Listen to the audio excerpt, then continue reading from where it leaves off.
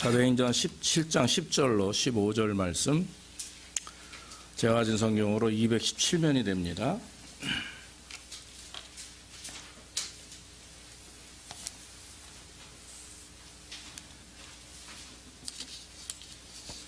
제가 가진 성경으로 217면. 밤에 형제들이 곧 바울과 실라를 베레아로 보내어 저희가 이르러 유대인의 회당에 들어가니라.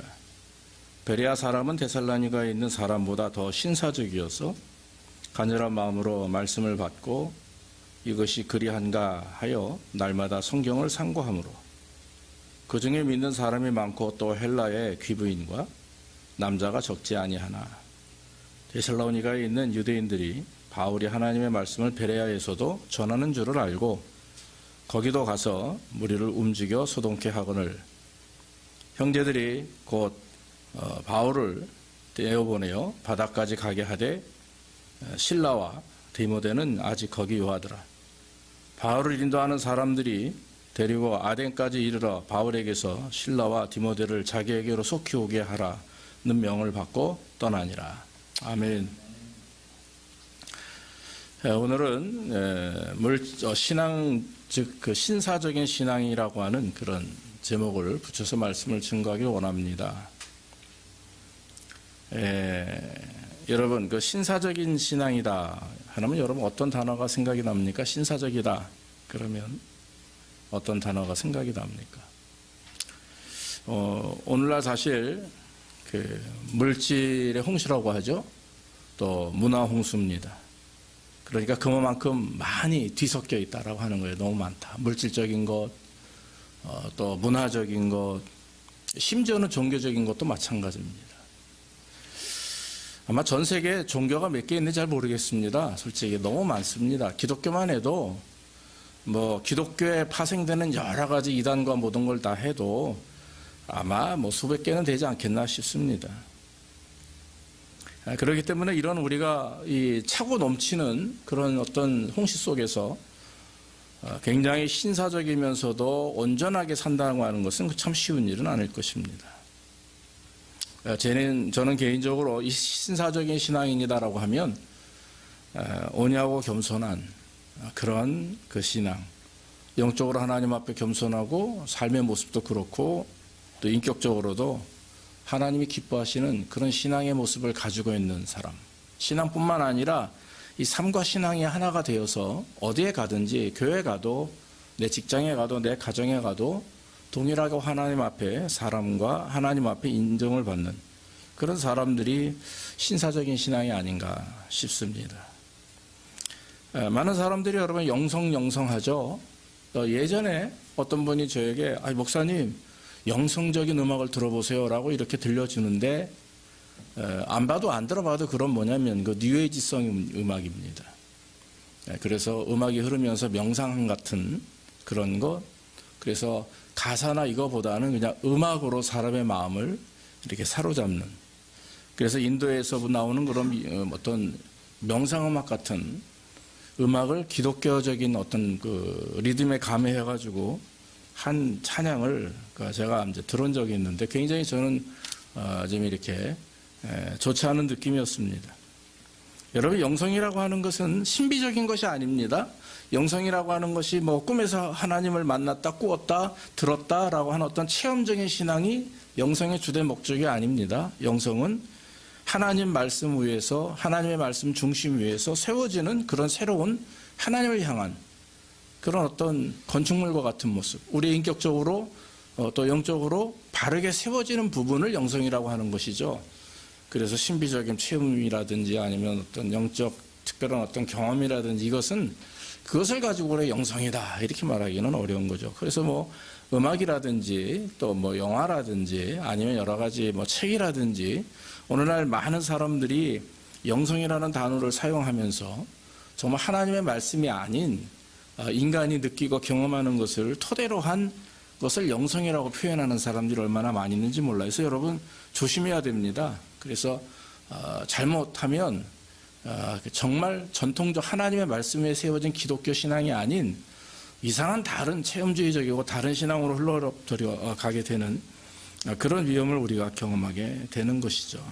그래서 여러분, 사실 신사적이다라고 하는 말이 영국에서부터 나왔다고 젠틀맨 그러죠. 그것은 그 영국 왕실의 상류 계급층을 말한답니다. 그래서 왕실 안에서 왕의 시종을 드는 사람들뿐만 아니라 귀족들, 그런 사람들이 교양과 예절과 어떤 신이나 이런 것들을 갖추고 왕에게 하듯이 예의 범절을 지키고 행동하고 말하는 것을 젠틀하다, 젠틀맨. 그래서 그 영국에서부터 나온 말인데 이건 여성이 아닌 남성에 대한 존칭이라고 합니다. 그런데 오늘 성경 말씀 보니까 베레아 사람은 데살로니가에 있는 사람보다 더 신사적이어서라고 하는 단어를 그렇게 번역을 했어요. 영어 성경, 그러니까 원어 성경을 한국말로 그렇게 이제 번역을 했는데 그 말은 뭐냐면 그만큼 영적으로 하나님 앞에 또 도덕적으로 윤리적으로 하나님의 말씀을 대하는 태도나 이런 것들이 온전했다. 이렇게 우리는 해석할 수가 있는 것이죠. 17장 1절에서부터 보면은 거기 이제 바울과 실라가 베레아 지역에 가서 먼저 복음을 전합니다. 데살로니가 지역에 가서 먼저 복음을 전합니다. 그런데 데살로니가 교회 사람들이 이 말씀을 듣고서는 폭동을 일으킵니다. 오히려 말씀을 증거하는 바울과 실라를 공격하고 그 또 말씀을 들으려고 하는 사람들을 이렇게 막 회유해가지고 폭력적인 그런 특성을 나타냅니다. 그래서 베레아 지역으로 와가지고 바울과 실라가 복음을 전하는데 이 바울과 실라가 말씀을 전하는 그 말씀을 들은 베레아 사람들은 데살로니가 교회 사람들과는 행동이 완전히 정반대인 거예요. 똑같은 그리스도의 말씀, 하나님의 말씀과 즉 예수 그리스도와 죽으심과 십자가를 증거함에도 불구하고 어떤 사람들은 그것을 듣고 회개하기보다 맞받아치는 사람이 있고 어떤 사람들은 그 말씀을 듣자마자 마음에 회개하는 사람들이 있다라고 하는 거죠. 사도행전에는 그런 역사들이 참 많이 일어납니다. 그래서 하나님의 말씀을 들을 때 예수님이 미리 말씀하신 게 있죠. 4가지 밭을 설명하시죠. 길가밭, 돌짝밭, 그 다음에 가시덤불, 옥토밭. 4가지 밭을 얘기하면서 하나님의 말씀을 받을 때, 즉 농부가 씨를 뿌릴 때 그 씨앗을 받아들이는 그 상태를 평가한 것이 4가지 밭입니다. 씨를 뿌리는 자는 하나님이고 그 씨앗은 복음이며 그 4가지 밭은 바로 우리의 마음밭이거든요. 우리의 상태입니다. 영적인 상태, 마음의 상태, 내 정신적인 상태. 어떻게 내가 하나님의 말씀을 받을까라고 하는 것인데 오늘 성경 말씀 보니까 데살로니가 교회 사람들은 오히려 복음을 증거하는 바울과 실라를 대항해서 폭동을 일으켰고 반면에 베레아 사람들은 하나님의 말씀을 받자마자 그것이 옳은가 구별하고 분석하고 또 다시 한번 깊이 상고함으로 하나님의 말씀대로 살려고 하는 노력을 했다라고 하는 것이죠. 그래서 여러분 신앙인의 모습, 정말 신사적인 신앙의 모습이 과연 무엇인가 하는 것이에요. 그래서 여러분 저는 오늘 말씀을 통해서 저와 여러분들이 정말 신사적 신앙인의 모습을 가지고 우리가 남은 여생을 살면서 주님께 영광 돌리기를 간절히 바랍니다. 오늘 성경 말씀 보니까 간절한 마음으로 하나님의 말씀을 사모했다 하죠. 여러분 간절한 마음이 무엇입니까? 아마도 하나님의 말씀에 대한 순수한 태도라고 저는 믿습니다. 순수한 마음을 가지고 말씀을 받아들였다라고 하는 것이죠. 그 당시 이 사도행전에 나타나는 여러 그 지역의 사람들, 베레아 사람이든 데살로니가 사람이든 이 사람들은 옛날부터 하나님을 믿거나 복음을 접했던 사람들이 아닙니다. 그렇기 때문에 자기의 생활 환경이 다르고요. 또 스타일도 있고 심지어는 종교도 다릅니다. 거의 우상숭배죠. 우상숭배를 했던, 그래서 타종교를 믿고 또 미신을 믿었던 그런 사람들이 많이 있는데 이 사람들이 하나님의 말씀을 받아들였다라고 하는 것입니다. 그건 참 귀한 일이죠.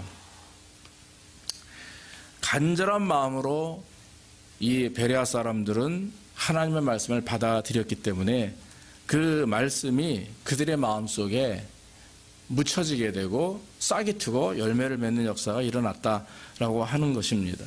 저는 목사입니다. 오늘 지금 이 순간에도 여러분들 앞에서 말씀을 증거합니다.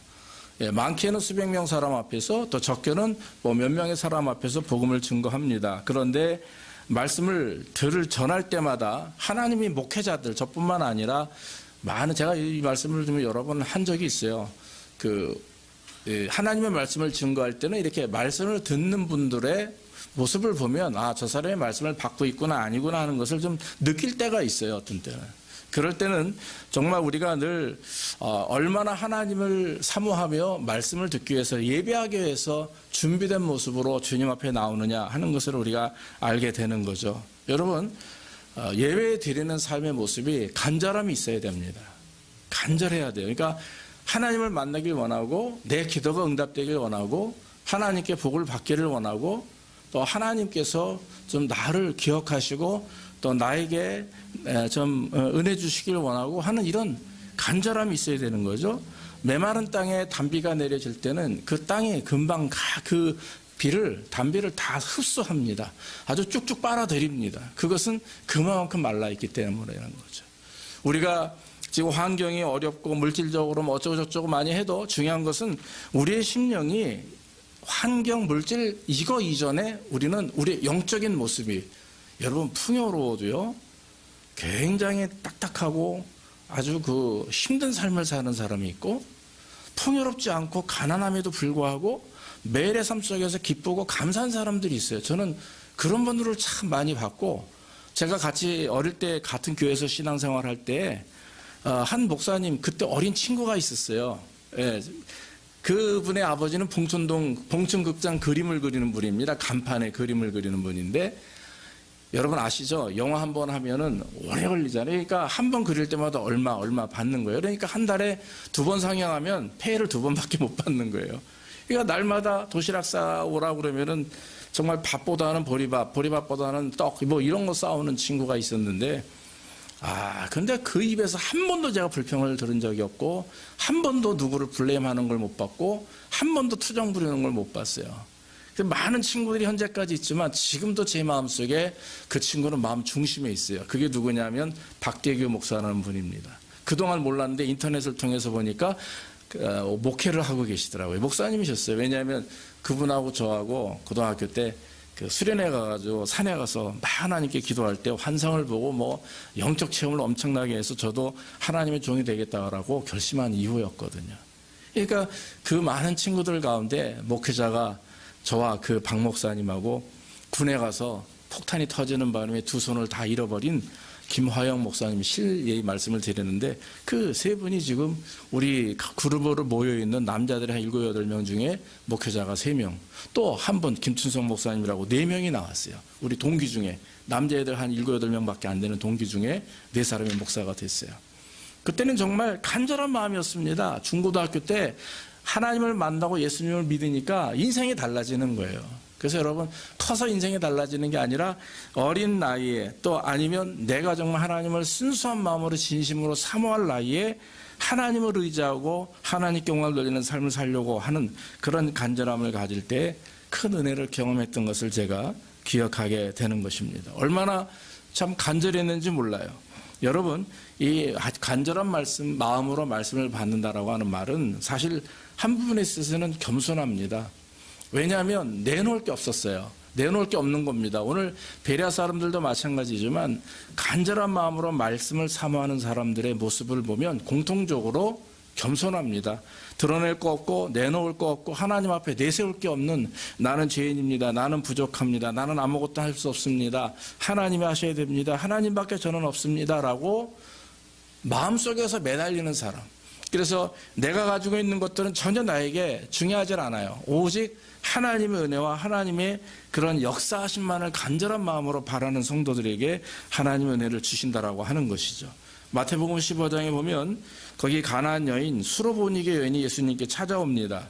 근데 그 여인의 딸이 귀신이 들렸죠. 그래서 예수님 앞에 나와가지고 고쳐주기를 원합니다. 그때 예수님께서 뭐라고 말씀하냐면 그 여인에게 가나안 여인이고 그러니까 다른 이방인 중에서도 천대받는 이방인이거든요.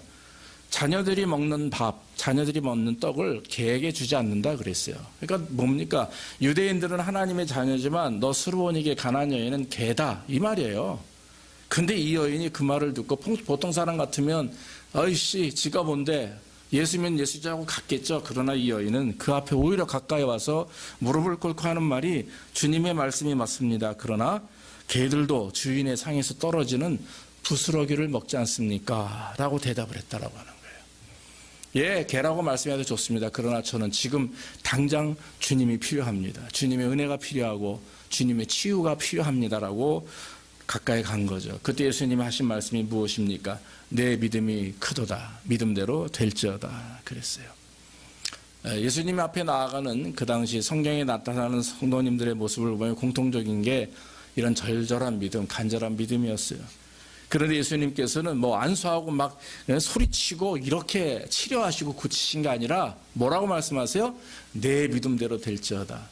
그러니까 하나님께서 우리에게 우리가 가지고 있는 문제를 해결받기 위해서는 하나님의 은혜가 필요합니다. 하나님의 정말 변화시키는 능력이 필요합니다라고 능력만을 간구하는 것뿐만 아니라 내 안에 그것을 믿는 믿음, 주님이 터치하시면, 주님이 역사하시면 이루어진다라고 하는 믿음을 가져야 될 줄로 믿습니다. 또 사도행전 16장에 보면 두아디라 성에 자주장사 루디아라고 하는 여인이 있는데, 그런데 하나님의 말씀을 들을 때 성경에 보니까 주께서 그 마음을 열어 바울의 말을 청정케 하신지라 그랬어요. 주님께서 그 마음을 열었다라고 하는 것입니다. 즉 성령께서 역사하셔서 그 마음이 임재하시고 그 마음을 열어주셨다라고 하는 것입니다. 여러분, 사실 우리가 아무리 하나님의 말씀을 들으려고 의식을 가지고 집중해도 어떤 때는 피곤하고 졸리고 힘들고 이럴 때 많이 있어요. 특히 여름같이 이런 때는 더 그렇습니다. 그런데 여러분, 기도해야 됩니다. 예배 때마다 우리는 하나님께서 내 마음을 붙드셔서 내 마음을 열게 하시고 하나님의 말씀을 듣게 그렇게 해 주십시오라고 늘 기도하며 주님 앞에 나오기를 원합니다. 그래서 여러분, 간절한 마음으로 듣는다라고 하는 것은 하나님이 마음을 열어주셔야 되기 때문에 기도하는 것이고, 겸손한 마음으로 주님 앞에 예배해야 될 줄로 믿습니다. 그래서 신사적인 신앙인이라고 하는 것은 이와 같이 겸손하며 열린 마음을 가지고 간절하게 주님을 찾고 의지하는 자들에게 주님께서 은혜 주시는 것, 그런 신앙의 모습을 신사적인 신앙이라고 하는 거죠. 그 다음에 오늘 성경 말씀 보니까 이 베레아 사람들은 하나님의 말씀을 받고 이것이 그러한가 하여 날마다 성경을 상고했다 그랬어요. 이 성경을 상고한다라고 하는 거, 굉장히 중요한 말이라고 저는 믿어집니다. 우리가 신앙생활을 할 때 가장 중요한 신앙생활의 중심은 하나님의 말씀이 되어야 된다고 저는 믿습니다. 성경 말씀을 중심으로 살아가는 거죠. 그래서 하나님의 말씀은 흔들림이 없어요. 우리의 체험이라든지 우리의 기도를 통한 응답이나 이런 것들은 종종 우리가 의심하거나 흔들릴 때가 있습니다. 그래서 여러분, 우리도 알잖아요. 찬양으로 은혜 받았던 경험이 있으면 계속 찬양으로 은혜 받기를 원해요. 또 어떤 분은 신유의 은사를 경험했어요. 뭐 암에서 치료됐거나 또 특별한 이제 어떤 질병에서 치료됐을 때 그것 때문에 교회 나가고 그것 때문에 그 교회를 사랑하고 섬기는 일이 많이 있습니다. 그래서 그런 하나님을 또 의지하죠. 근데 뭐 이사를 갔어요? 아니면 다른 무엇을 했어요? 그러면 보통 우리는 인간이기 때문에 내가 은혜 받은 그런 부분들을 채워줄 수 있는 그런 교회나 목사님이나 그런 분들을 이제 찾아서 갑니다. 그게 보통 우리의 신앙의 모습이라고 해요. 그래서 장로교회 다니는 분들은 계속 장로교회 가길 원하고요. 뭐 침례교회나 뭐 순복음교회나 이런 자기가 속해 있던 교회 다니는 분들은 계속 그 교회를 가길 원해요. 근데 오히려 한국은 더 심하죠. 그러나 미국은 많이 이렇게 교회가 또 타교단이나 이런 여러 교단이 섞여 있기 때문에 뭐 그런 일이 한국보다는 덜하지만 그래도 저는 개인적으로 그러지 않나 싶습니다. 근데 정말 중요한 것은 말씀 중심의 신앙생활입니다. 여러분, 오늘 베레아 사람들이 바울을 통해서 하나님의 말씀을 듣고 나서 해난 행동은 뭐냐면 상고하는 겁니다. 그 상고한다는 말은 날마다 하나님의 말씀을 묵상하고 그것이 옳은가 구별하면서 순종하는 것인데, 오늘 이 말씀에는 또 어떤 한 부분을 얘기하냐면 그 당시 그리스도인들이 크리스찬 집단이 있지 않습니까? 온전하고 정의로운 것들을 위해서 철저하게 말씀을 비교해서 그 사람을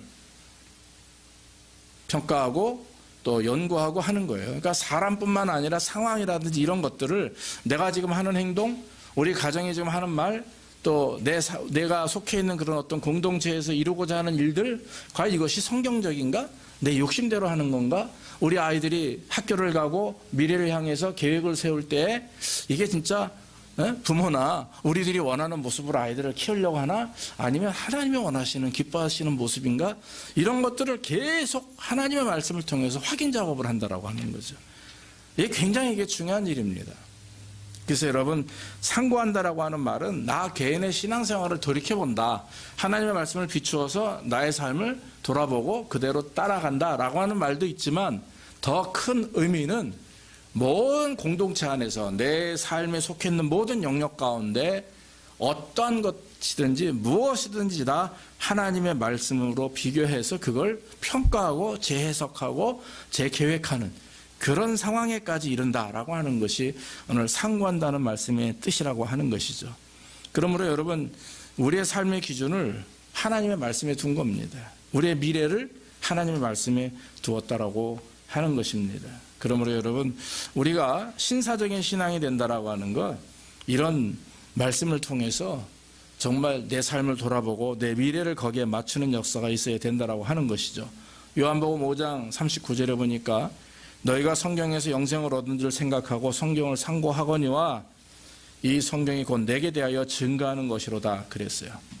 그래서 여러분, 성경을 많이 암송한다고 구원받는 거 아닙니다. 죄송하지만 성경을 100번, 200번, 300번 읽었다고 구원받는 게 아니에요. 왜 우리가 성경을 많이 암송하고 읽어야 되느냐 하는 것은 예수 그리스도를 믿고 그 믿음의 확신 안에 확증되기 위해서지, 성경을 많이 암송하고 읽는다고 해서 구원받는 것은 아닙니다. 그렇다고 오해하지 마십시오. 성경을 안 읽어도 예수님만 믿으면 된다, 그런 건 또 아니에요. 성경을 읽어야 주의 말씀의 뜻을 이해하기 때문에 주님을 믿음으로 말미암아 그 믿음 안에는 주님께서 나에게 하시는 말씀을 깨닫는 은혜와 지혜가 있어야 되죠. 그거는 하나님의 말씀을 통해서 가능합니다. 목회자는, 저는 이 성경 말씀을 쉽게 우리가 이해할 수 있도록 풀이해서 증거하는 메신저고, 여러분들은 목회자 설교도 들어야 되지만 더 중요한 건 이 성경에서 나오는 그 말씀은 여러분들 개인에게 각각의 모습으로 역사하시고 적용되기 때문에 그 말씀을 읽고 또 하나님의 말씀을 드러내야 되는 거죠. 그래서 저는 여러분들이 찬양 많이 듣잖아요. 우리가 찬양도 많이 키고 그러는데 한번 바꿔보십시오. 성경을 낭독하는 테이프나 CD를 한번 틀어놓고 한번 여러분들이 시간을 보내보십시오. 뭐 전화기 얼마든지 다운받을 수 있습니다. 낭독, 성경 낭독, 본문을 쫙 읽어가는 그런 성경을 쉬운 말로 하는 것도 있습니다. 듣고 그것을 그냥 계속 듣는 겁니다. 그러면 그것이 내 안에서 말씀이 되고 그것이 오히려 싹이 나고 역사가 또 열매가 일어나게 될 줄로 믿습니다. 이와 같이 베레아 사람들은 성경 말씀을 정말 상고하면서 날마다 믿음으로 살았다라고 하는 것입니다. 자, 이와 같이 간절한 마음으로 하나님을 예배하고 간절한 마음으로 말씀을 듣고 또 겸손한 말씀으로 하나님께 나아갈 때 하나님께서 이 베레아 성도들에게 복을 주시는데, 거기 성경에 두 가지 역사가 일어나는데, 하나는 믿는 사람이 많아집니다. 두 가지 의미가 있습니다. 만약에 베레아 사람들이 50명 모여서 예배 드린다 그러면 여러분 50명 모두가 다 믿음 안에서 막 은혜롭게 성장하고 막 신앙이 강해지고 얼마나 좋겠어요. 우리 교회도 마찬가지입니다. 여기 계신 분들이 정말 동일하게 정말 쑥쑥쑥쑥 콩나물 자라듯이 믿음과 신앙이 자라나서 날마다 정말 하나님께 영광을 돌리고 그러면 얼마나 좋겠어요. 근데 사람마다 다 달라요. 늦게 불이 붙는 사람, 빨리 붙어서 꺼지는 사람, 또 하나님 앞에 또 이렇게 예수 믿는 분, 또 저렇게 믿는, 여러 가지 믿음의 형태도 다르고 신앙생활하는 자체의 삶의 스타일이 더 달라요. 그런데 공통적인 건 뭐냐면 그래도 우리는 믿음 안에서 성장해 나가고 있다라고 하는 거죠. 외형적인 거 숫자보다도 한 사람 한 사람 내 안에 하나님을 향한 내 믿음이 성장하는가, 그걸 자꾸 우리는 확인해 봐야 되는 것인데, 이 베레아 사람들은 믿는 사람들이 날마다 많아졌다. 첫째는 자체 교회 안에 믿는 이들이 50명 모든 사람들이 믿음이 좋아졌다라고 하는 것이 있고, 또 한 가지는 믿음이 좋아지니까 뭐 합니까? 밖에 나가서 삶의 본이 되기 때문에 저절로 전도가 되고 증거가 되는 거예요. 여러분 생각을 해보십시오. 교회에서 열심히 신앙생활 잘하는 분이고 막 열정이 있어요. 밖에 나가면 이게 비례되질 않아. 맞지를 않아. 교회에서는 정말 훌륭한데 밖에만 나가면 세상 사람하고 똑같아요. 그러다 마음에 전도할 마음이 있으니까 전도합니다. 그런 세상 사람들이 교회에 있는 내 모습을 보고 예수를 그 사람이 인정하겠어요? 아니면 밖에서 살아가는 나의 모습을 보고 나를 믿느냐 안 믿느냐를 가지고 인정하겠어요? 그건 두말하면 잔소리 아닙니까? 교회에서 내 생활은 주님이 보시는 것이고 교인들이 아는 거죠. 실제적으로 저도 목사지만 밖에 나가서 사람들과의 관계 속에서 직장에 가든 아니면 뭐 심지어는 마켓에 가든 아니면 동네에서 누굴 만나든 늘 목회자다운 또 그리스도인다운 삶의 모습이 드러나야 그 사람들이 나를 통해서 예수님을 인정하고 보고 전도되는 거지. 교회의 모습만 가지고 내가 밖에 나가서 뭘 하겠다 천만의 말씀 안 됩니다. 그래서 여러분 신사적인 신앙이라고 하는 것은 베레아 사람들 말씀처럼 교회 내에서도 믿음이 성장하지만 나아가서 그들의 삶 자체에 변화가 있고 은혜가 있으니까 사람들이 베레아 사람들만 보면 이상한 거. 야, 그 위에 있는 데살로니가 사람들은 예수 믿는다 뭐 복음만 전하면 막 난리치고 폭동을 일으키는데 이 사람들은 막 변화가 되는 거예요. 정말 그 얼굴에 기쁨이 있고 감사가 있고 날마다 그들의 삶이 풍요로워지는 걸 볼 때 예수를 믿으니까 저렇게 되는구나. 복음을 받아들일 때 저런 역사가 일어나는구나. 이렇게 되는 것이죠. 또 한 가지 마지막인 외부의 영향을 공격을 받았을 때 변화 어떤 끔찍하지 않습니다. 뭐라 그래요? 흔들리지 않는다라고 하는 거죠. 여러분들 우리는 알죠? 초대교회에 얼마나 교회들이 심각한 핍박과 고난을 당했는지 여러분들 다 아시지 않습니까? 예, 지금같이 편안하게 마음 놓고 신앙생활할 수 있는 전 분위기가 1도 없습니다. 정말 잘못하면 큰일 납니다. 잡혀가고 또 목배임을 당하고 사자밥이 되고 합니다. 그럼에도 불구하고 이 사람들은 외부적인 여러 가지 또 환경적 정치적 핍박과 또 유혹이 있다 할지라도 그들은 넘어짐이 없이 흔들림이 없이 끝까지 주님을 의지했다라고 하는 것이죠. 베드로전서 5장 7절로 9절 이후에 보면 너희 염려를 다 주께 맡기라. 이는 저가 너희를 권고하심이니라. 근신하라 깨어라. 너희 대적마귀가 우는 사자같이 두루 다니며 삼킬 자를 찾나니 너희는 믿음을 굳게 하여 저를 대적하라 그랬어요. 하나님의 말씀을 믿는 믿음 안에서 믿음이 성장하다 보니까 어떻게 됩니까? 아무리 나를 공격하는 사람들, 환경, 심지어는 로마 사람, 유대인들이 있다 할지라도 내 믿음 안에서 흔들림이 없었다라고 하는 것입니다. 사랑하는 여러분, 저는 이 말씀을 통해서 정말 우리 교회가 또 여러 성도님들이 정말 신사적이면서도 간절하면서도 하나님의 말씀 위에서 늘 말씀을 상고하며 힘들고 어려움이 있다 하더라도 흔들림이 없거나 꿈쩍하지 않는 삶이 되기를 주의 이름으로 축원합니다. 이것이 온전한 신앙인이고요. 우리가 교회 생활이 바깥에서의 가정에서의 생활과 동일하게 정말 정결하고 거룩하고 온전하며 하나님 은혜 안에서 하나가 되는 삶을 살 때 그때야 비로소 하나님이 주신 아브라함에게 주시는 축복이 자손 만대에 이른다라고 하는 것은 내 개인의 엄마의 기도, 아빠의 기도 하나만 가지고 되는 것 절대 아닙니다.